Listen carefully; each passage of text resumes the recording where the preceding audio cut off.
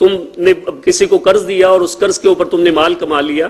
اور تمہارا یہ مال بڑھ گیا، تو بظاہر جسے تم بڑھتا ہوا سمجھتے ہو اللہ کی نظر میں نہیں بڑھتا وہ، اور جو کچھ تم دیتے ہو زکوٰۃ کی صورت میں اللہ کی راہ میں خرچ کرتے ہو، جو بظاہر تمہیں گھٹتا ہوا نظر آتا ہے،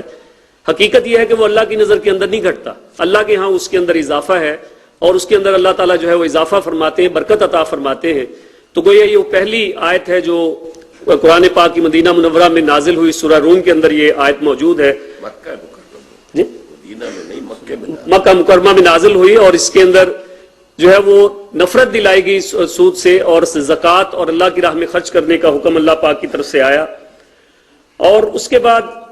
سورہ آل عمران کو دیکھیے، سورہ آل عمران کی آیت یا ایھا الذین آمنوا لا تاکلوا الربا اضعافا مضاعفا، اے لوگو جو ایمان لائے ہو مت کھاؤ چڑھتا بڑھتا سود، یہ جو تم چڑھتا بڑھتا اضافہ ہوتا ہوا ملٹی پلائڈ جو سود کھاتے ہو یہ مت کھاؤ، اور واتقوا اللہ، اور اللہ کا تقوی اختیار کرو، اللہ سے ڈرو، لعلکم تفلحون، تاکہ تم فلاح پا سکو۔ تو گویا اگر فلاح چاہتے ہو، کامیابی چاہتے ہو، پراسپیرٹی چاہتے ہو، اس دنیا کے اندر کامیابی تم چاہتے ہو اور اخروی کامیابی تمہارا مطمع نظر ہے، تو پھر تمہیں اس معاملے سے باز آنا پڑے گا،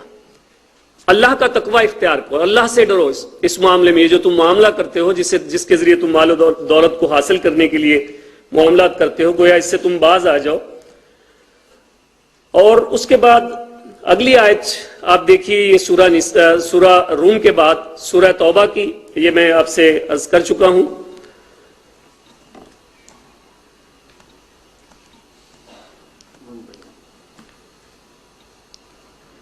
سورہ نساء کی اس آیت کا آپ دیکھیے 176 نمبر آیت ہے، جس کے میں اللہ تعالیٰ نے یہودیوں کے حوالے سے خاص طور پہ اور ان کے جرائم کے جو قرآن پاک کے اندر تذکرہ کیا ہے، وَأَخْذِهُمُ الرِّبَا، کہ وہ ان کا سود لینا یہ ان کا ایک ایسا جرم ہے جس کو قرآن پاک کے اندر جو ہے وہ بیان کیا گیا، اور ان کے جرائم کی فہرست کے اندر یہ ایک بہت بڑا جرم ہے جو اس آیت کے اندر آپ کو ملے گا۔ اور اس کے بعد آپ دیکھیے سورہ بقرہ آ جاتی ہے،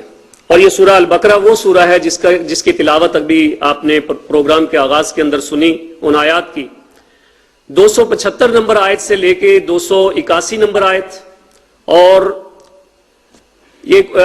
ان میں سے 4 آیات ایسی ہیں جن کا براہ راست تعلق جو ہے وہ ربا کے ساتھ ہے۔ اگر ہم قرآن پاک کا مطالعہ کریں اور اس کا جائزہ لیں، آیات کا جو اس حوالے سے اللہ تعالیٰ نے ارشاد فرمائی ہیں،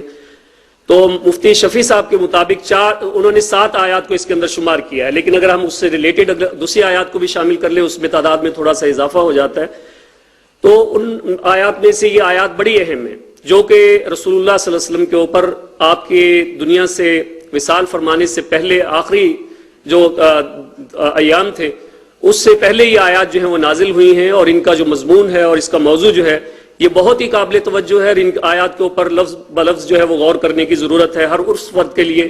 جو اپنے آپ کو بچانا چاہتا ہے ان تمام معاملات سے جو اللہ اور اللہ کے رسول کے اندر کی نظر کے اندر جو ہے وہ بہت ہی قابل گرفت ہے۔ الذین یاکلون الربا، جو لوگ سود کھاتے ہیں، لا یقومون الا کما یقوم الذی یتخبطہ الشیطان من المس، وہ نہیں کھڑے ہوں گے قیامت کے روز مگر اس صورت میں کہ جیسے کسی جن نے کسی شیطان نے ان کو چھو کر پاگل کر دیا ہو، جیسے وہ مجنوں ہو گئے ہوں، مجنوں جیسی پاگلوں جیسی حرکتیں کر رہے ہوں، یہ کیفیت ان کی ہوگی قیامت کے روز۔ ذالک بانہم قالوا انما البیع مثل الربا،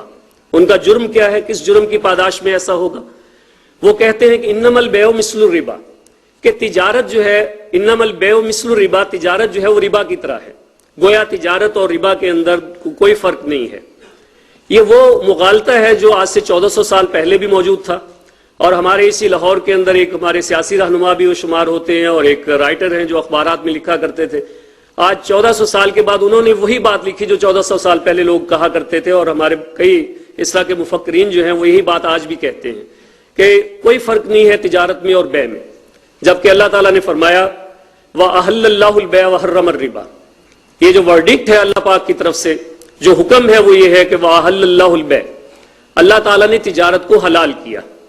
تجارت جسے تجارت کہا جاتا ہے، کموڈٹی جو ہے وہ سیل ہوتی ہے اور اس کی آپ پرائس پے کرتے ہیں، وہ معاملہ جو ہے اللہ تعالیٰ نے اس کو جائز قرار دیا ہے، اس کو حلال کیا ہے۔ وَأَحَلَّ اللَّهُ الْبَيْعَ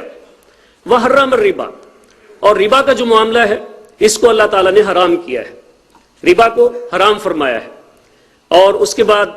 اللہ پاک کے ارشاد کے اوپر غور کیجئے، فمن جاءہ موعظۃ من ربہ، جس کے پاس آ گئی نصیحت اس کے رب کی طرف سے۔ اس سے پہلے تو ہمیں معلوم نہیں تھا، آج میرے جتنے بھی آڈینس اس وقت موجود ہیں ان سب کے، اگر ان میں سے کسی کے علم میں نہیں تھا، آج ان کے علم کے اندر یہ بات آ گئی، فمن جاءہ موعظۃ من ربہ، جس کے پاس آ گئی اس کے رب کی طرف سے نصیحت، فانتہا، وہ رک گیا، فلہ ما سلف، جو ہو چکا سو ہو چکا، جو اس سے پہلے معاملہ ہو چکا، فلہ ما سلف وامرہ الی اللہ، اور اس کا معاملہ ہے اللہ کے پاس۔ تو گویا اللہ تعالیٰ اس کے بارے میں جو بھی فیصلہ فرمائے، اور امید یہی کرتے ہیں کہ اللہ تعالیٰ معاف فرما دیں گے، وامرہ الی اللہ، لیکن ومن عادا، لیکن جو پھر اس کو دہرائے گا، پھر وہی کام کرے گا جس سے منع کیا جا رہا ہے، ومن عادا فاولئک اصحاب النار، تو جان لو کہ وہ ہیں جہنمی، وہ ہیں آگ والے، آگ کے ساتھی، واصحاب النار فاولئک اصحاب النار ہم فیہا خالدون، جس میں رہیں گے وہ ہمیشہ ہمیش۔ یہ ہے 275 نمبر آیت سورہ البقرہ کی، جس کے اندر اللہ تعالیٰ کی طرف سے بالکل واضح طور پہ ورڈکٹ آ گیا کہ اس معاملے سے باز آ جاؤ۔ اور یہ جو تم سمجھتے ہو نا کہ تجارت اور سود جو ہے دونوں میں کوئی فرق نہیں ہے، اس کے یہ اللہ تعالیٰ نے جو فرق رکھا ہے اور اس کے نتیجے میں جو تم منافع کماتے ہو، منافع اللہ تعالیٰ نے حلال قرار دیا ہے، لیکن جو تم سود کھاتے ہو قرض کے معاملات کے اندر یا دیگر معاملات کے اندر جن کا بھی تذکرہ آئے گا، ان چیزوں سے اگر باز نہ ہے تو پھر انجام دیکھ لو، یہ انجام ہے ہماری طرف سے۔ اور اس کے بعد آئیے اگلی آیت کے اوپر، یہ 276 نمبر آیت ہے، یمحق اللہ الربا ویربی الصدقات، وہی بات جو پہلے کہی گئی تھی کہ سود کا انجام جو ہے بہرحال کمی کی صورت میں ہے۔ اللہ تعالیٰ خاتمہ فرماتے ہیں، یمحق، اس کے اندر کمی لاتے ہیں، مٹ مارتے ہیں اس کا جو تم سود کی صورت میں جو معاملہ کرتے ہو، یمحق اللہ الربا، لیکن اس کے مقابلے میں وہی بات جو پہلے ہم پڑھا ہے زکوٰۃ کے حوالے سے، ویربی الصدقات، یہ لفظ بھی وہی ربا یربی سے ہے، لیکن یہاں پہ یربی الصدقات، اللہ تعالیٰ اضافہ فرماتے ہیں اس معاملے میں، جو صدقات تم دیتے ہو اللہ کی راہ میں خرچ کرتے ہو، اللہ کے ہاں اس کا معاملہ یہ ہے کہ اس کے اندر اضافہ ہوتا ہے، جو بظاہر تمہیں بڑھتا نظر آتا ہے، تمہیں اضافہ نظر آتا ہے، حقیقت ہے کہ اللہ کی نظر میں نہیں بڑھتا، اور جو تم صدقات بظاہر کم ہوتے تمہیں نظر آتے ہیں، اللہ کی نگاہ کے اندر یہ بڑھتے ہیں، اور اللہ تعالیٰ اس میں اضافہ فرماتے ہیں، اور اللہ تعالیٰ ایسے لوگوں کو پسند نہیں فرماتے، ان سے محبت نہیں کرتے۔ کل کفار نثیم، جو ناشکرے لوگ ہیں، جو کفار ہیں، اللہ تعالیٰ کی نعمتوں کی ناشکری کرنے والے ہیں اور گناہوں کے اندر ملوث رہنے والے ہیں، ایسے لوگوں کو اللہ تعالیٰ محبت ایسے لوگوں سے نہیں کرتے۔ اس لیے تمہارا معاملہ وہ نہیں ہونا چاہیے کہ جو ایسے لوگوں کا معاملہ ہے۔ اور اس کے بعد فرمایا ان الذین آمنوا وعملوا الصالحات، اب اس آیت کا براہ راست تعلق اس طرح سے ربا سے تو نہیں ہے، لیکن یہ کہ اس کے ساتھ اس کی وضاحت بھی کر دی گئی کہ ان الذین آمنوا وعملوا الصالحات، جو لوگ ایمان لائے اور جنہوں نے نیک عمل کیے، واقاموا الصلاۃ، جنہوں نے نماز قائم کی، وآتوا الزکاۃ، اور زکوٰۃ ادا کرتے رہے، لہم اجرہم عند ربہم، ان کا اجر ان کے رب کے پاس ہے، اللہ کے ہاں ان کا اجر جو ہے محفوظ ہے، ولا خوف علیہم ولا هم یحزنون، نہ ان کے لیے کوئی خوف کا مقام ہے، نہ حزن کی کوئی بات ہے۔ خوف ہوتا ہے آنے والے معاملات کے لیے، اور حزن ہوتا ہے گزرے ہوئے چیزوں کے لیے، نہ آنے والے وقت کا کوئی خوف ان کے پیش نظر ہوگا کہ آنے والا وقت جو ہے نہ جانے کیا بنے گا، کل قیامت کے روز اللہ کے حضور پیش ہوں گے تو کیا انجام ہوگا۔ لا خوف ولا هم یحزنون، ماضی میں جو کچھ ہو چکا اس کا کوئی افسوس، کوئی ایسا ان کو رنج نہیں ہوگا کہ ہم اگر ایسا اور ایسا کر لیتے تو شاید ایسا آج کی یہ کیفیت نہ ہوتی۔ لا خوف علیہم ولا هم یحزنون، یہ ان لوگوں کے اللہ کی طرف سے وعدہ ہے جو ایسا کرنے والے ہیں۔ اور فرمایا یا ایھا الذین آمنوا، اے لوگوں جو ایمان لائے ہو۔ اب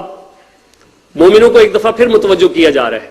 جو دعویٰ کرتے ہیں کہ ہم ایمان لانے والے ہیں، یا ایھا الذین آمنوا، اے لوگوں جو ایمان لائے ہو، اتقوا اللہ، اللہ کا تقوی اختیار کرو، اللہ سے ڈرو، اللہ کا تقوی اختیار کرو، وَذَرُوا مَا بَقِیَ مِنَ الرِّبَا، اور چھوڑ دو جو تمہارا باقی رہ گیا ہے ربا کی صورت میں لوگوں کے ذمے، وَذَرُوا مَا بَقِیَ مِنَ الرِّبَا، جو ربا تمہارا لوگوں کے ذمے رہ گیا چھوڑ دو اس کو، ان کنتم مومنین، اگر ہو تم مومن، اگر تم دعویٰ کرتے ہو کہ تم ایمان لانے والے ہو، تمہارا اللہ اور اللہ کے رسول کی ذات کے اوپر ایمان ہے، اس قرآن کے اوپر ایمان ہے، تو پھر تمہارا معاملہ جو یہ ہونا چاہیے کہ آج سے توبہ کر لو، جو کچھ ہو چکا سو ہو چکا، لیکن آج کے بعد ایسا معاملہ نہیں، ان کنتم مؤمنین، اگر ہو تم مومن۔ اور فرمایا فَإِن لَّمْ تَفْعَلُوا، اب ذرا غور کرو، سوچو، تمہیں یہ بات کہی جا رہی ہے کہ ایمان لانے والوں باز آ جاؤ اس سے، لیکن فَإِن لَّمْ تَفْعَلُوا، اگر تم ایسا نہیں کرو گے، اگر تم باز نہیں آؤ گے اس معاملے سے، پھر سن لو